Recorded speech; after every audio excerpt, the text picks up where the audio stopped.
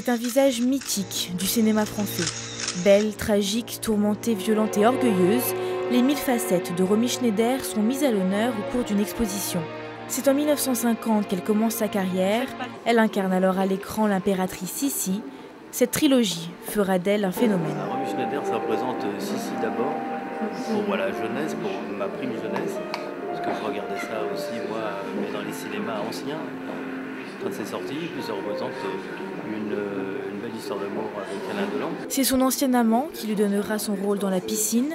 Celle qui incarnait une princesse a su briser une image de conte de fées pour prendre le chemin d'une âme complexe et sexuée. Le mythe des années 70 se dirige alors vers des rôles plus sombres et incarne des héroïnes insaisissables. Je pense que c'était vraiment une femme libre et aussi une femme de beaucoup de cœur. Je trouve que ça se sent dans ses personnages. Et je pense que c'est pour ça qu'elle a pu charmer autant de gens. Elle a beau être née en Allemagne, l'actrice incarnera mieux que quiconque la femme française. C'est pas mal. Baisse les yeux. Ouvre.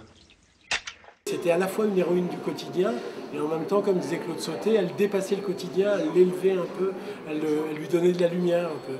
Et toutes les Françaises se sont identifiées à elle et les hommes ne sont pas identifiés à elle, mais en tout cas l'ont trouvée très séduisante et très émouvante.